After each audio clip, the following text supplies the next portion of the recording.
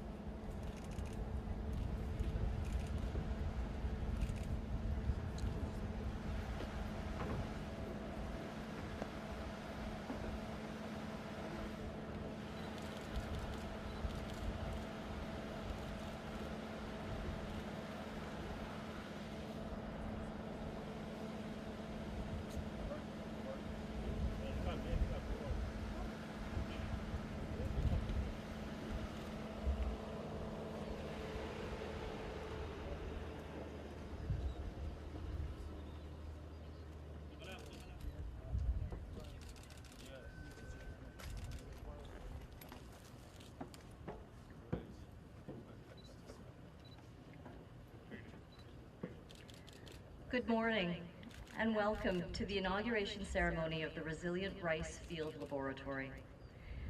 The laboratory that we will be celebrating this morning will be a vital part of Erie's future research on multiple stress-tolerant rice varieties. When shared with farmers, these varieties will help farming families and communities move closer to food and income security.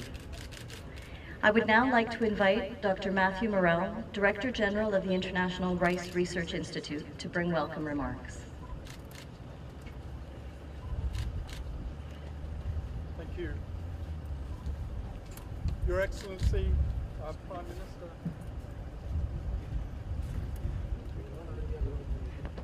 Prime Minister Narendra Modi, delegation guests, Erie colleagues. On behalf of the entire community of the International Rice Research Institute, it's with great pleasure and honour that we welcome His Excellency Shri Narendra Modi and the delegation from India to Erie's headquarters, where Erie is hosted by the University of the Philippines and in the town of Los Baños. After some very heavy rain last week, we did not know if we could perform this groundbreaking ceremony for the Resilient Rice Field Laboratory here in the field. But you have brought good skies with you, and they have cleared, and the flash flooding that occurred here last week has receded, so we can complete this ceremony today. So while this site currently looks like a set of rice fields, we will be completely overhauling this site to build in state-of-the-art sophistication in growing rice under controlled, flooded and saline conditions. This laboratory will allow us to control not only the conditions under which rice is grown, but also to use some very exciting new methods for measuring the growth and performance of the crop. This can be done here at scale, so we can test hundreds of new varieties for their ability to cope with flooding and salinity, and explore which varieties are suited to mechanisation and different crop management strategies. Mechanisation and improved crop management options are becoming more and more critical as women increasingly shoulder the burden of rice farming. We are conscious that extreme weather events are a particularly important part of persuading farmers to invest in the productivity and quality of their crops.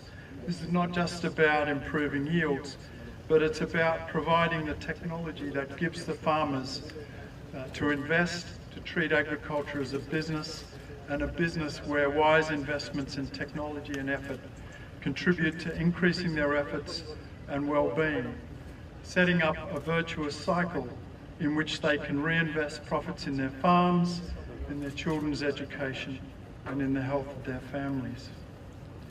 So amid climate change, decreased availability of arable land and water, increasing urbanisation and increasing population, the challenge of how to feed more people with more nutritious food, yet from fewer and fewer resources, is a matter of fundamental concern.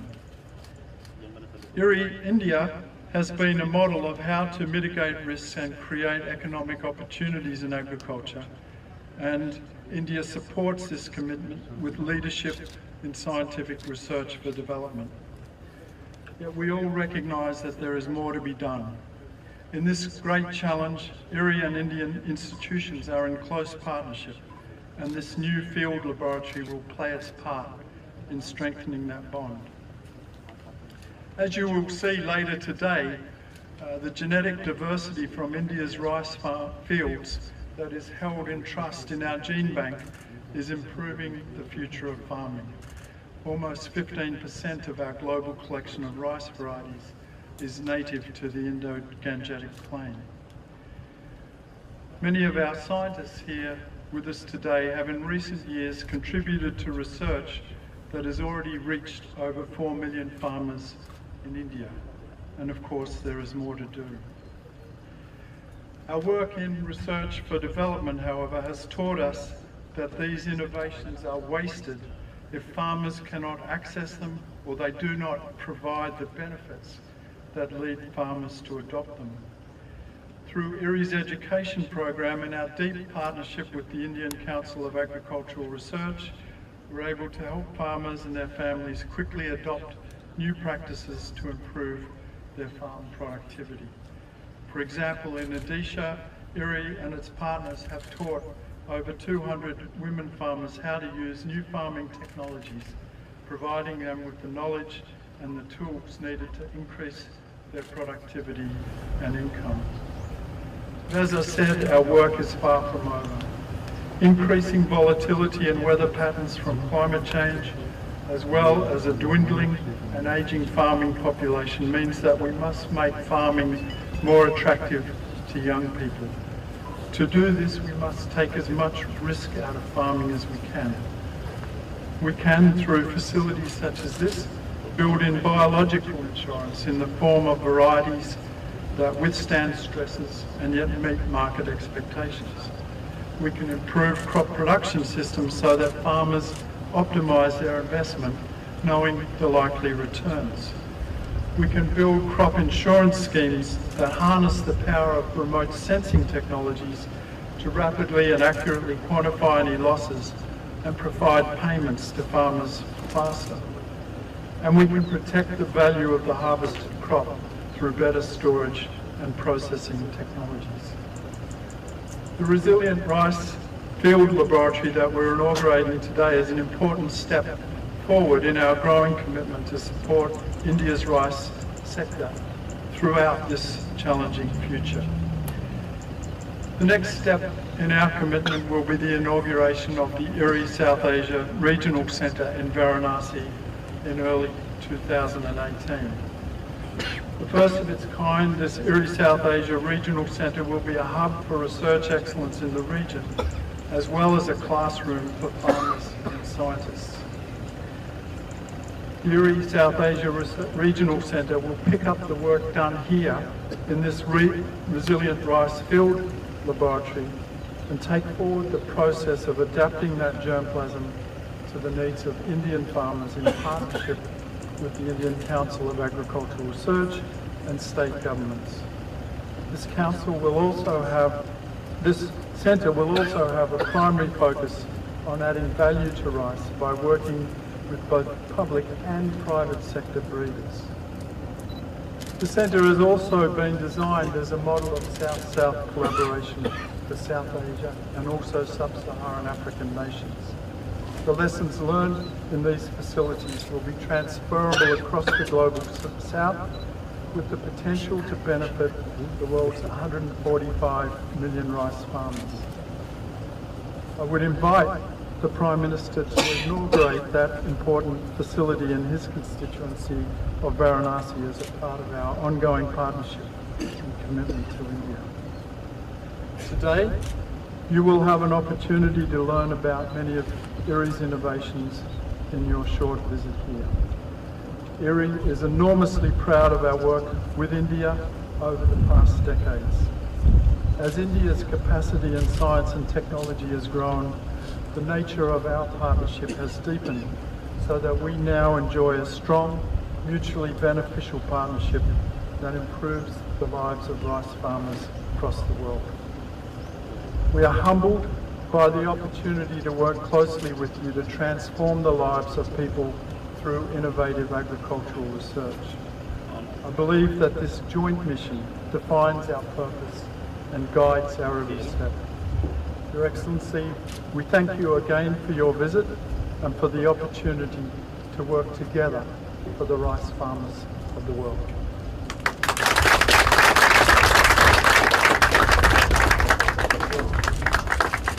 Thank you very much, Dr. Morel. IRRI values the long-standing partnership we have with the Government of India, which has brought about breakthroughs in rice research and farming systems in India, as well as in the global community. To mark another milestone in this partnership, I would like to invite the IRRI Director General, Dr. Matthew Morel, and the Prime Minister, Narendra Modi of the Republic of India, to inaugurate the new Rice Resilient Field Laboratory, with the ceremonial groundbreaking with the shovels on the side of the stage.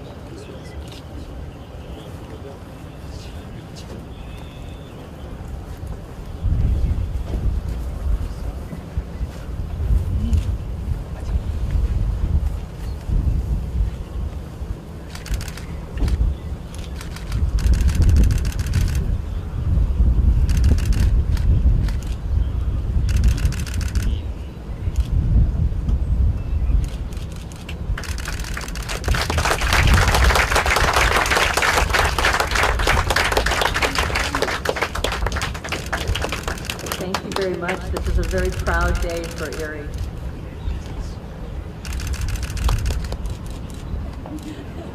I would now like to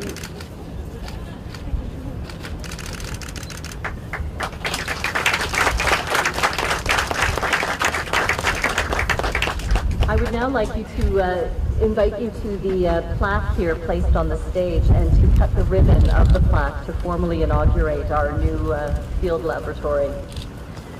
The plaque, which will appear at the field laboratory once it is completed, So this was Resilient Rice Field Laboratory, dedicated to doubling farmers' incomes in India through the development of flood-tolerant rice varieties.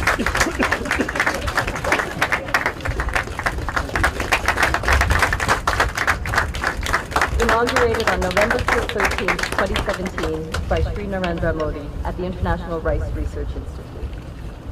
I understand that the Government of India, through Prime Minister Modi, has a gift to present as a symbol of our friendship. The first record of Indian rice varieties to be held in trust in the Gene Bank was in May of 1961. This included a total of 20 rice varieties. With this gift today that the Indian government is offering to IRRI, India further strengthens its contribution to the IRRI Gene Bank by adding 2 more rice varieties, Pusa 1612 and Pusa 1638.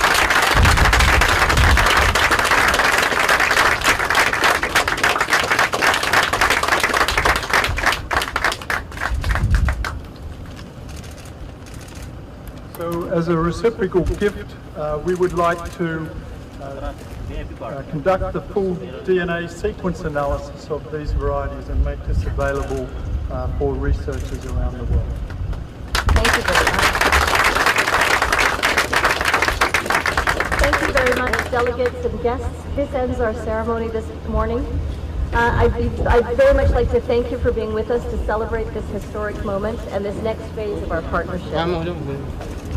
May we invite Prime Minister Narendra Modi, accompanied by Dr. Morel, to visit the plant growth facility now.